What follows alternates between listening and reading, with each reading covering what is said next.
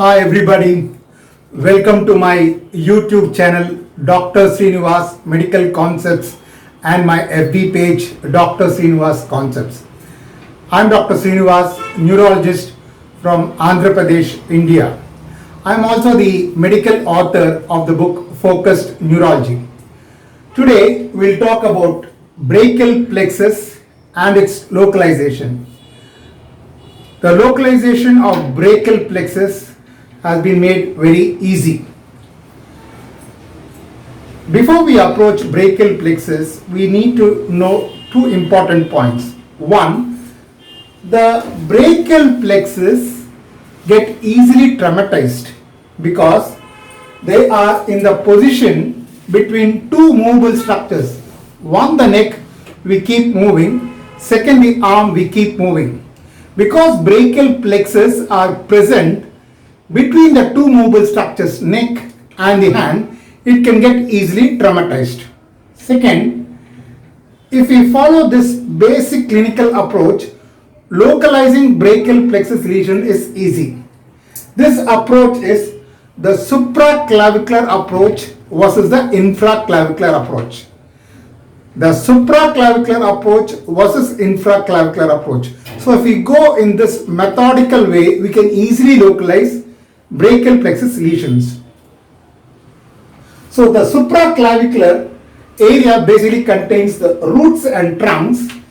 The retroclavicular area basically contains the divisions, and the infraclavicular area basically contains cords and nerves. So we take the clavicle as the localizing point, retroclavicular are the divisions, supraclavicular are the roots and trunks, and infraclavicular are the cords and terminal nerves. So if we follow this basic clinical approach, localizing brachial plexus lesions is easy. But first, how the brachial plexus is formed? Brachial plexus is formed because of the rami of antirami of C5, C6, C7, C8 and T1. These are known as the roots. You remember I said the roots and trunks are above the clavicle. So the roots C5, C6, C7, C8 and T1 contribute to the formation of the brachial plexus. At the level of the roots, we have two important nerves coming. One, the dorsoscapular nerve from the C5, which supplies rhomboids, and second, the long thoracic nerve from the C5, C6, C7 roots, which supplies the serratus anterior. So if there is a root lesion, the dorsal scapular nerve rhomboids gets affected, and second, the long thoracic nerve supplying the serratus anterior gets affected, so there is swinging of scapula. Right, this is roots. The roots then gives off the respective branches, and the upper division, lower division, you have the divisions, the C8, the C5, C6, C7, C8 and T1. The C5 and C6 branches join together to form the upper trunk. The C7 comes and continues as the middle trunk. C8 and T1, the branches, they join together to form the lower trunk. So C5, C6 join together to form the upper trunk. C7 continues as the middle trunk. C8 and T1 join as the lower trunk. So now again remember that the roots and trunks are above the level of the clavicle. So if there is an injury in the clavicle, these roots and the trunks get affected. The trunks, you have only one nerve coming from the trunk, the upper trunk, that is the suprascapular nerve, which supplies the infraspinatus and the supraspinatus. The upper trunk divides into anterior and posterior divisions, the middle trunk divides into anterior and posterior divisions, and the lower trunk divides into the anterior and posterior divisions. The divisions are placed behind the clavicle. So the divisions are placed behind the clavicle. Now we are going to the infraclavicular region. Infraclavicular region, you have the cords. Lateral cord, posterior cord and medial cord. They are named according to the positions they are related to the axillary artery. So the lateral cord is lateral to the axillary artery, posterior cord is posterior to the axillary artery, medial cord is medial to the axillary artery. How is the lateral cord formed? Lateral cord is formed from the anterior division of the upper trunk and the middle trunk. So the anterior division of the upper trunk and the middle trunk join together to form the lateral cord. The posterior divisions of upper trunk, middle trunk and the lower trunk join together to form the posterior cord.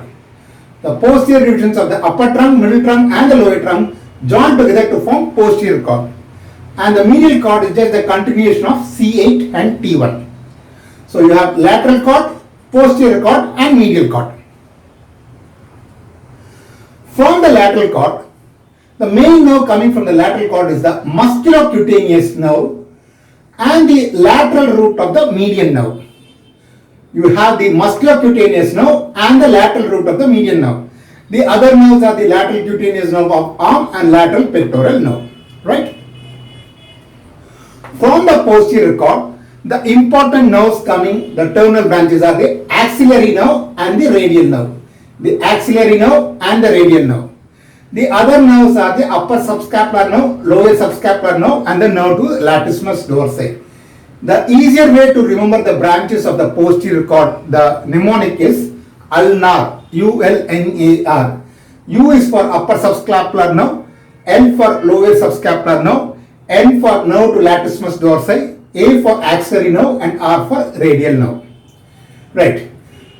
Now the branches of the medial cord, it is basically a continuation which gives rise to the ulnar nerve. Ulnar nerve is C8, basically supplies the first dorsal interosseous. But the medial cord also gives a medial root which goes and joins the median nerve.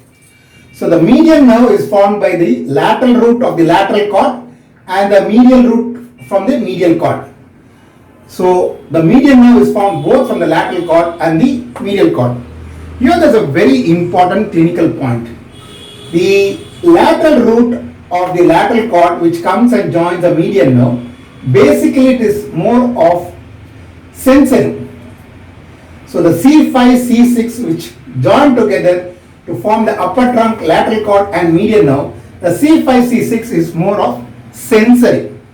Whereas the median nerve of the median trunk, medial cord, formed from the lower trunk C8T1 is basically motor, C8T1. That is, the median nerve has got contributions from two, medial root of the median nerve and lateral root of the lateral nerve. So the lateral root of the lateral cord. So median root is basically motor, that is C8T1, and the lateral root C5, C6 is basically sensory, a very important clinical point. And median nerve basically is T1. As I said, the motor is C8T1 and sensory is C5, C6. So median nerve basically is T1, supplies the abductor pollicis brevis. It can also supply flexor digitorum longus and flexor digitorum profundus, the thumb and hand, and therefore the OK sign is formed because of the median nerve. So if a person is not able to form this OK, that means the median nerve is affected, the C8T1.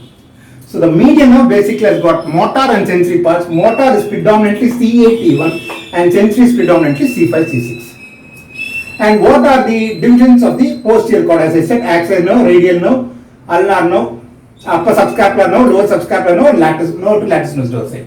So the medial cord, along with giving the ulnar nerve C8T1 and the median root of the median nerve, it also gives other nerves, medial cutaneous nerve of arm, medial cutaneous nerve of forearm and medial pectoral nerve. So you have the pectoral nerve, again you have the lateral pectoral nerve coming from the lateral cord and medial pectoral nerve coming from the medial cord, right? So this is in nutshell the formation of brachial plexus.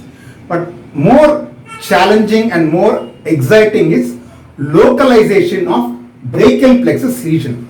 So we shall go in a methodical order, step by step, and therefore it will become easy to localize brachial plexus lesion.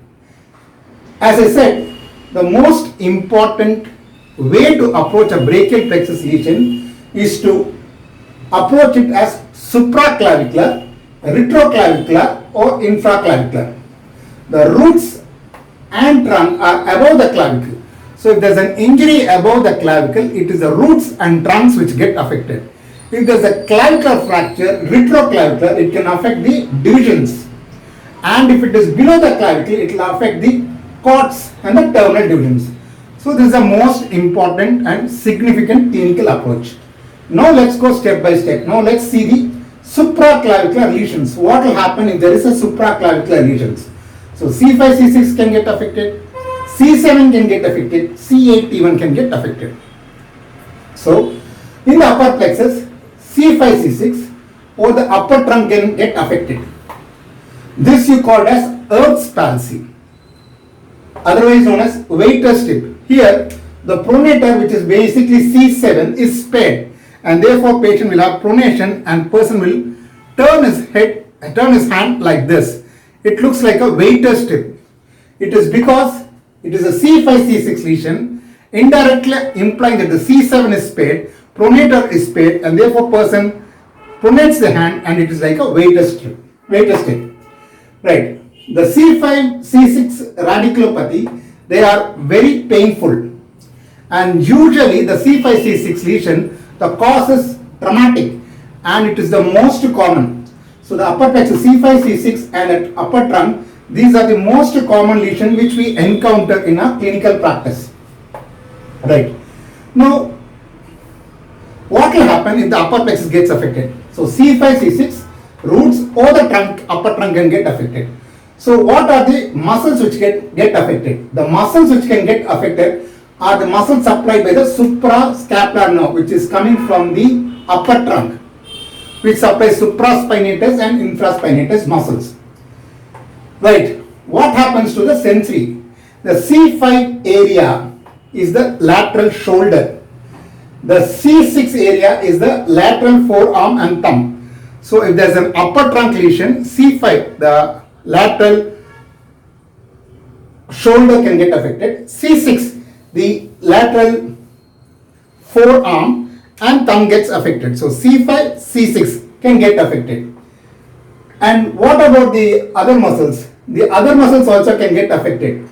We have the axillary nerve, which is a branch of posterior cord but coming from C5, C6. So axillary nerve also can get affected in a C5, C6 lesion. Axillary nerve supplies the deltoid, so that can get affected. We have the musculocutaneous nerve, which is the main branch of the lateral cord which supplies biceps. So biceps also can get affected. Then when we come to the reflexes, it is basically the biceps reflex which gets affected in a C5, C6 lesion. This is about the C5, C6 and upper trunk. Now let's go to the middle trunk. Middle trunk is basically C7 root. The middle trunk lesion is rare, but C7 radiculopathy is very, very common. In fact, the numbness of hand is either due to the carpal tunnel syndrome or C7 radiculopathy. So whenever a person comes with the numbness of the hand, we need to think either it could be a carpal tunnel syndrome or a C7 radiculopathy. So the reflexes which get affected is a triceps reflex. You have the C7, so the triceps reflex gets affected, and the sensations, where does it get affected? The palm, and then the second, third and fourth digits. So C7 is the palm, the second, third and fourth digits. So the radial nerve, the triceps gets affected, the median nerve, the pronator teres gets affected in the motor supply. Right. Now let's come to the lower plexus, that means C8, T1 roots or the lower trunk. So C8, T1 or the lower trunk. The motor is basically T1, the ulnar nerve. You can see the medial cord is just a continuation of C8, T1 and the main branch is ulnar nerve. So whenever you suspect a C8, T1 lesion, the lower trunk, you have to always think of ulnar nerve. Ulnar nerve is C8, the first dorsal interosseous gets affected. You have the median nerve also coming, median nerve here. The contribution is T1. So you have C8, T1 coming, and then going and then supplying the median nerve, the T1 part. You have the T1 coming here, coming to the medial cord, the median root of the median nerve, and then the median nerve. So it supplies basically T1. The median nerve supplies basically the T1, abductor pollicis brevis, and again the OK sign. What is the OK sign? Flexor digitorum longus, flexor digitorum profundus. Person should be able to make this OK sign. If they are not able to make this OK sign, that means the median nerve is affected, that is T1 is affected. This is about the motor supply. When we take the sensory supply, the C8 basically supplies the fifth finger and the T1 supplies the medial part of the forearm. So the C8 supplies the fifth finger and T1 supplies the medial part of the forearm. We do not have a definitive reflex in C8 T1. For C5 C6 we have biceps, for C7 we have triceps, for C8 T1 we do not have a definitive reflex. The lower trunk, the usual causes are, if there is a lower trunk palsy, the usual causes are the Pancoast tumor. When the lung gets affected, the apex of lung gets affected, the lower trunk gets affected and can result in the lower trunk palsy. When the C8 T1 gets affected, person may have Horner syndrome where they can have meiosis, ptosis, anhidrosis and ophthalmos. So they can have Horner syndrome, Pancoast tumor. Then another important thing is the thoracic outlet syndrome where the T1 abductor pollicis brevis gets affected, the sensory, the median nerve gets affected. We can also have the Klumpke's paralysis where the C8 T1 gets affected. Remember, we have Erb's palsy where the C5 C6 gets affected, where you have the weight tested. Here the Klumpke's paralysis, it is the C8 T1 gets affected. So we have the Klumpke's paralysis manifestations. Right. Now we know that upper plexus is C5 C6, upper plexus is C5 C6 and the lower plexus is C8 T1. How do we differentiate upper plexus from lower plexus, the localization, and what is the prognosis between the upper plexus and the lower plexus? If we take the upper plexus C5 C6 and compare with the lower plexus C8 T1, the prognosis is far better in the upper plexus C5 C6. The prognosis is not that good in the lower plexus C8 T1. Why? Because the C8 T1, the upper trunk lesion, the upper plexus lesion, is usually demyelinative in nature. The demyelinative in nature indicates that the axon is intact, only the fibers get affected. So whenever there is demyelination, there is a good possibility of remyelination and a good possibility of the recovery of the nerve. But when the axon itself gets affected, the recovery of the nerve is prolonged and it is not good, it does not have a good prognosis.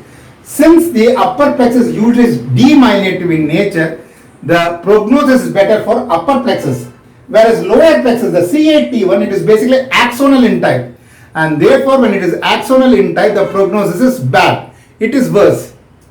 And another important point why the prognosis is better for upper plexus is that when there is a lesion, the more proximal of muscles, they innervate. So reinnervation to the becomes easy because of axonal sprouting.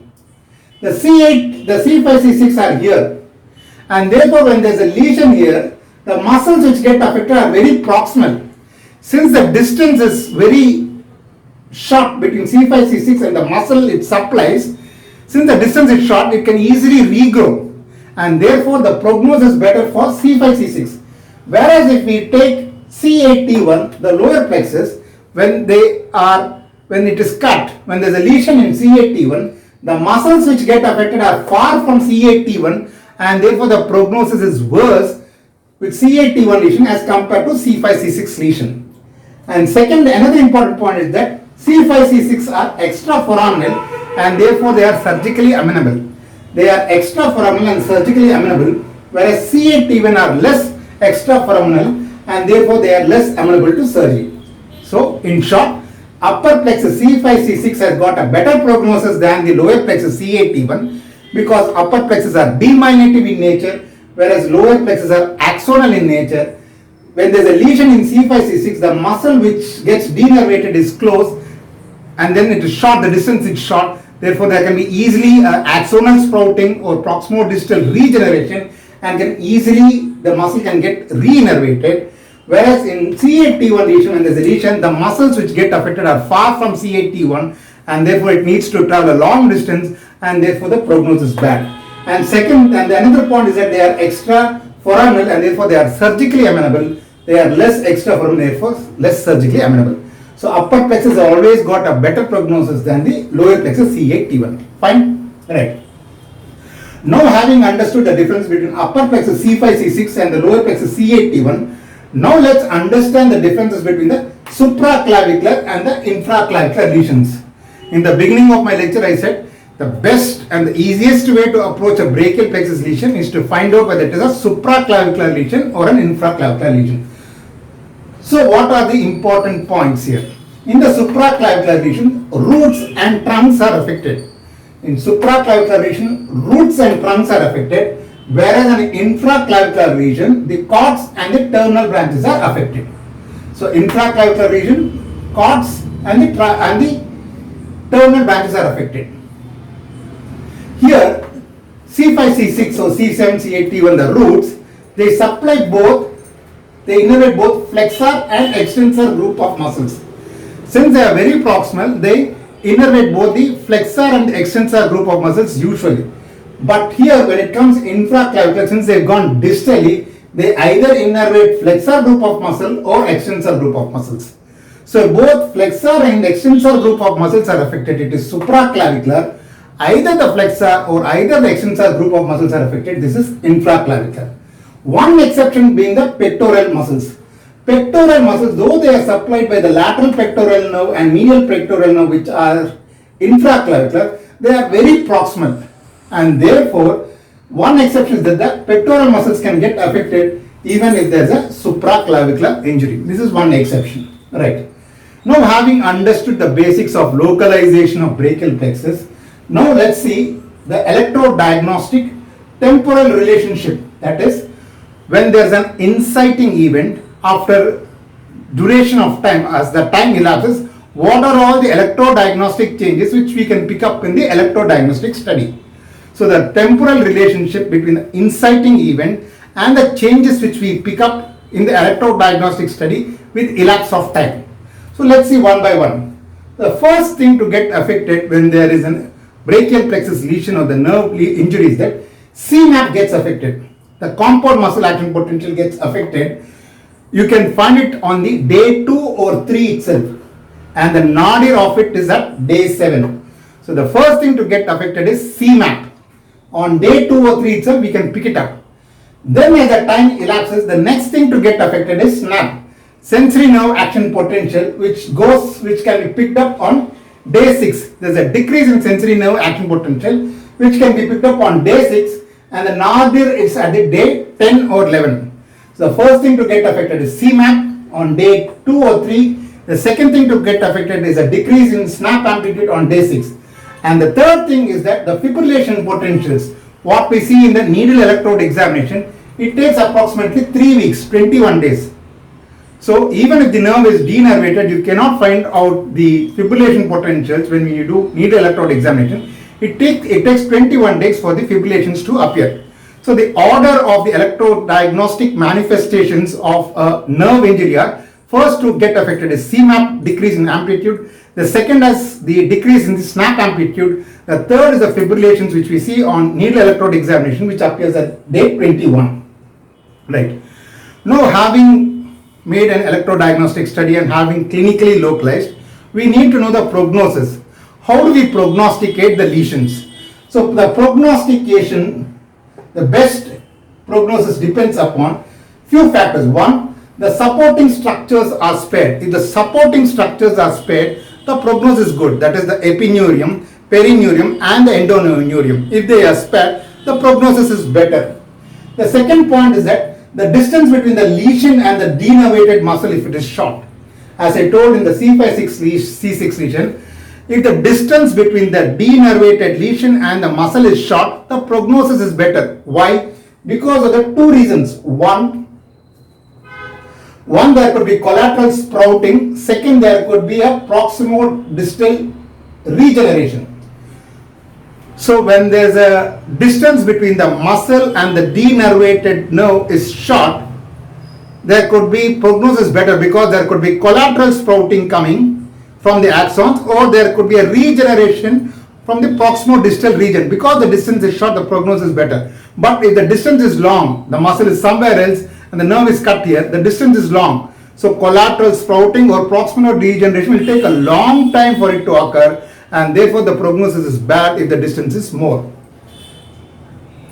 And third important, of course, if the lesion is incomplete, the prognosis is better. If the lesion is complete, the prognosis is going to be bad. All right. Now, let's see some important localization pearls. Most important questions, MCQ questions, especially for PG preparing undergraduate students or for super specialty preparing postgraduate students. The important questions, the frequently asked important questions based on the clinical localization are: one, what is the dermatome which gets affected, which is adjacent to C4? Generally, our tendency is to say after C4 it is C5 around the clavicle. But what happens if you see C4 is here, C5 here, C6, C7, C8, T1 and T2. So above the clavicle it is C4, but below the clavicle it is not C5, it is T2. A very important point. So if there is a C4 lesion, the adjacent root to get affected below the lesion is not C5, it is T2. So above the clavicle is C4, but below the clavicle is T2. It is important from the exam point of view because they can ask you it as an MCQ question. It is important for the practice also because some people may historically feign the illness to gain attention, to gain sympathy. They may say that they have lost the sensory supply. So they say they lost sensory supply above the clavicle and below the clavicle, but the adjacent area is intact. This you cannot explain. If there's a lesion here, C4, C5, C6, C7, C8, T1, T2. So above the C4 and below is T2. So if C4 gets affected, C5 should get affected adjacent. If T2 gets affected, adjacent T1 should get affected. So C4 to T2 both cannot get affected without the adjacent roots not being affected. So historical diagnosis, if a person comes with the functional sensory loss, you can easily make it out. So a person says above the clavicle and below the clavicle, that is C4 and T2 being affected without the intervening dermatomes, that means it's functional. It cannot be organic. One important point.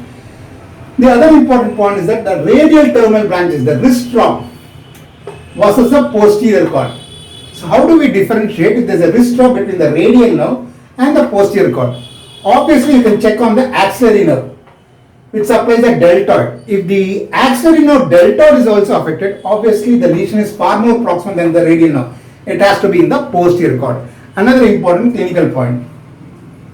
And another important point is the upper trunk versus lateral cord. How do we differentiate upper trunk from the lateral cord? In upper trunk, there is sensory nerve conduction studies of radial being affected. You can see the upper trunk, it gives a posterior band which forms a posterior cord where you get the radial nerve. So if the upper trunk gets affected, the sensation supplied by the radial nerve gets affected. But if it is a lateral cord, the radial nerve is not there in the lateral cord. So the sensations will be intact, supplied by the radial nerve. So if it is upper trunk, sensation nerves of the radial nerve gets affected. The axillary nerve deltoid may also be affected. The axillary nerve which supplies the deltoid. So how do we differentiate the posterior cord? How do we differentiate between the upper trunk versus the lateral cord? So upper trunk, you can see it comes and forms a posterior cord. So in upper trunk, if the radial nerve gets affected, the sensations lost by the radial nerve gets affected, the axillary nerve gets affected, the deltoid gets affected, but in lateral cord, these two will be spared. So that is one way of differentiating between the upper trunk and the lateral cord. The next is how do we differentiate between the middle trunk and the posterior cord. Middle trunk versus posterior cord. As I said earlier, the posterior cord supplies the axillary nerve, deltoid, and radial nerve posterior sensations. So if posterior cord gets affected, these will get affected.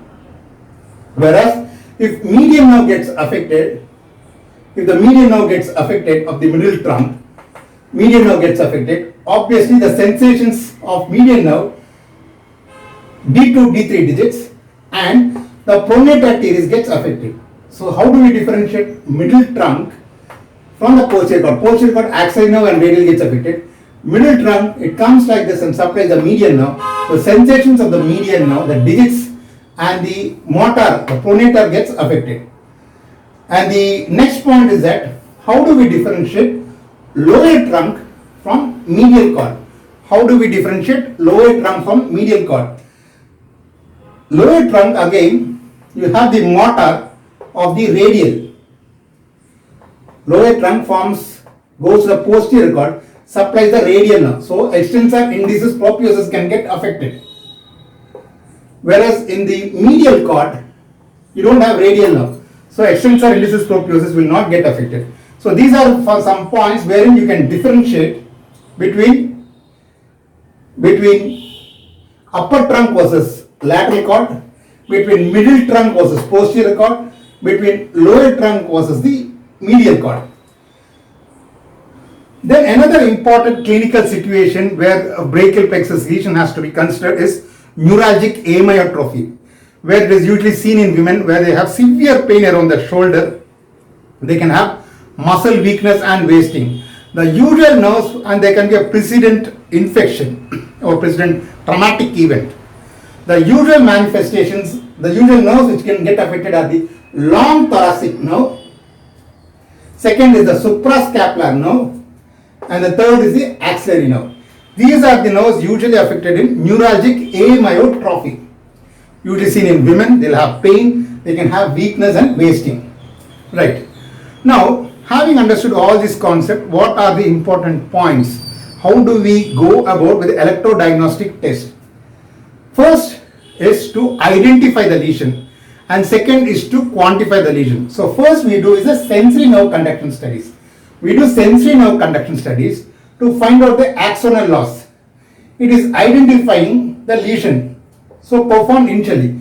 So when a person with brachial plexus lesion comes, the first test we performed is sensory nerve conduction studies, by which we identify the lesion by quantifying by knowing the axonal loss. Second, we do the motor nerve conduction studies to quantify the axonal loss, so perform next. So the first test we perform electrodiagnostically for a person with a brachial plexus lesion is a sensory nerve conduction studies, wherein we check out on the sensory nerve action potential, looking at the amplitude loss and identifying the lesion. The second test we perform is the motor nerve conduction studies to quantify the lesion. Before re-innervation, the needle electrode examination is the most sensitive component for identifying the motor axon loss. Before re-innervation, but after re-innervation, because it is re-innervated, there could be a confusion. So before re-innervation, the needle electrode examination is the most sensitive component for identifying motor axon loss. Because once re-innervation occurs, the motor axon, the amplitude gets increased, so there may be confusion. So before re-innervation, the needle examination is very important test to identify and quantify the lesion. So this is an overview of the brachial plexus and the lesions and how we identify the lesions, and this is an easy way to localize the brachial plexus lesion.